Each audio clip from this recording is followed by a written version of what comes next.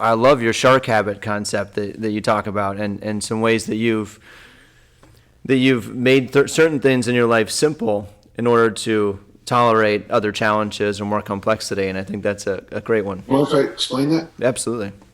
So shark habits, the word comes from Rob Wolf. We work with the military together. And the idea of a shark habit, if you have a binary decision come at you, one bite and it's gone, shark habit. So if I get an invitation to a wedding today, I'll open it up. And since I opened it up, now that means I'm going to finish whatever it is. RSVP, I'll look at my calendar, I'll put in yes or no, my regrets. I'll go to Bed Bath & Beyond with a registered or whatever it is. I'll buy the present, click the button, put the self-addressed envelope with the stamp on it back. It's out of my head. Now, here's the thing. I just did the bride a huge favor. Now, it's in my calendar. I know where I'm going. It's the mistake people make with shark habits. They think it's unimportant stuff. It's very important to the bride. And actually, me showing up is very important. But now it's out of my head. Now it's out of my head. Other shark habits, we always joke about my shirts. I have 16 of these shirts because this is all this company had in North America in my size. So I bought every single one of them. So why did you have 18 shirts? Because that's all they had was 60. Yeah. So I don't waste a lot of time thinking about what I'm going to wear very often. And it's funny because my daughters don't care. My wife doesn't care. No one cares. I'm a 63-year-old grandfather. No one cares if I'm in fashion or not. And it's funny, you're around a 13-year-old girl. Everyone's watching. No one's watching. No one cares. Trust me. I wear this shirt every day. No one even notices, I have another one is a menu. I think you should have a weekly menu. And so, Monday, steak and salad. Tuesday, Viking enchiladas. Wednesday is Irish jambalaya. Thursday is breakfast for dinner. That's our menu. Nice. So when I go shopping after I eat, by the way, always eat before you do weekly shops. You're not, oh, that looks good. These are muffins. That's temptation. Twinkies. Yeah. And then you have a shopping list based on the menu. And then when you're shopping, if you see that something you use a lot is 10 for $1 or 10 for $10, you buy extra because you're going to use it on and on and on. I think you should have a chores list. Monday is white laundry, Tuesday is dark laundry, Wednesday is clean the bathrooms. And the reason I say that is because if you walk by the white laundry on Friday and you see it overflowing, you ignore it because Monday is white laundry day. And what it does is it kind of frees your brain up from constantly having to make, I'm going to say trivial decisions. They're not trivial, but if I open, you guys probably notice, I open an email, I respond. You probably picked up on that, right? Yeah. Because I open the email. If it sits, I know it'll bother me sometimes. Oh yeah, what is that thing I got to do? And those kind of thoughts, that's right, I got to do this. Those thoughts, I think, take up more RAM in your brain than what your big life goals are. I want to dance at my granddaughter's wedding. I want to knock out this next book with Pavel. I want to finish the 10,000 swing challenge. Those tiny little scratches in your head take up more traction than what really brings you joy in life. So yeah, I call them shark habits. And do you want me to build up what's on top of that? Absolutely. You described Russ to a T there on the on the dress, and no one cares. I've read a lot of your books. So. But did I explain shark habits okay? That's basically beautifully. Yeah, that's perfect. Yeah. And here's the thing, professionally, I think I do more podcasts. I probably write more articles than anyone in the field. I'm not being look at me. I think partially because I'll get an email from bodybuilding.com. Will you write an email about the article about this topic? Yes. Hour later, here's the article. Open I didn't think you'd write it that fast. Yeah. Well, you asked me to write it. Yeah. So if I'd be sitting around all day going, should I start it with this? No, that. God, I won't even know what I'm talking about. So you knock it out, you knock it out, you knock it out. When you ask for a podcast, I say yes or I say no, right? And then And then I tell you, just remind me the day of, because I got stuff going on. So what a pirate map is, and this comes from Pat Flynn, I think it's genius. I love it. Yeah. Josh and I have this great book called, on floss, and it's 432 pages, and I think it's really good, but that's not what people want a pirate map. One, go to St. John's Island, find the white coconut tree, march 7 paces to the west, dig down. There. Damn it, and I get this all the time. It was weird this year with the COVID Christmas and COVID New Year's. Generally, this time of year at parties, I get the same question. Just, damn, I want to lose some weight this year. Just tell me what to do. First off, put all that shit that's in your hand down and stop eating that. And then go for a walk, for God's sakes. Can you make it simpler than that?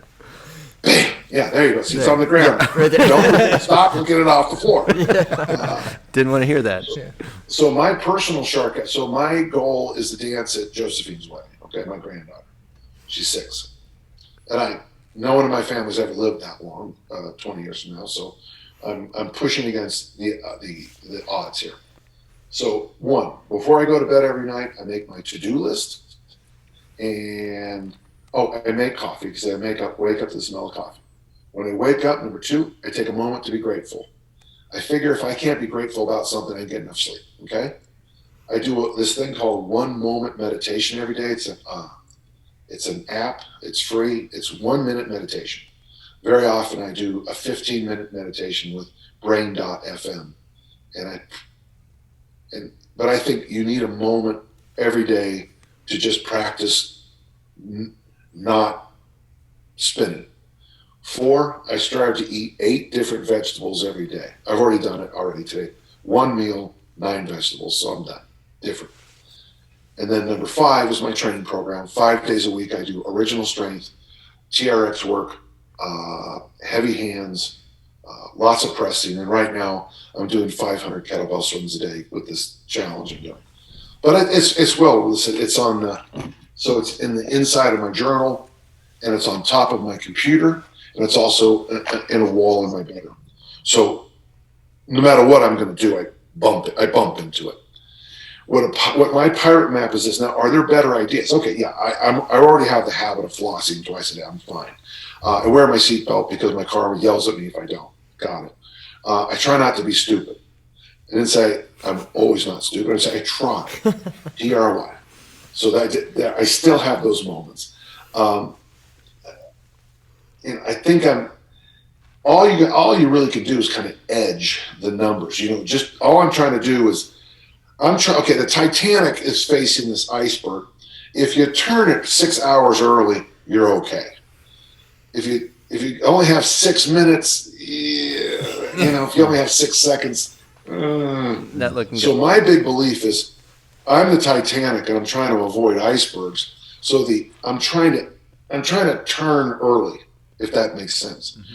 So both the shark habits and the pirate map free up my brain so I can do things that I like. When people ask me, I write about 2 books a year, right? If you guys follow, and the school one time asked me how many articles I've published, and I was like, well, I don't know. And they were like 5? Oh no, I was thinking more like 500 to 1,000. And my supervisor was like, and they're not in those, bogus, Western Utah, strength and conditioning quarterly. I mean, there's some famous ones. And I tell people, they say, how do you write so much? And I say, it's because I wear a black shirt. Yes, sir. Yes. And they're like, well, no, seriously, I mean, what's your process? Well, I wear a black shirt, But the idea is, by not having a jillion decisions every day, cutting down the number of decisions, it allows me to do the things I think are important. When I was a teacher, one time a speaker came in and said that a teacher makes 10,000 decisions a day. So we were at a Catholic school with uniforms. So every student who walks in, I am deciding if they're in uniform or not. Even if I'm doing it, but I'm still deciding. And then you decide about whether a kid is tardy or not. And then you decide. And what you find sometimes with teachers is there's this bizarre kind of burnout because they're just they have too many decisions to make too often.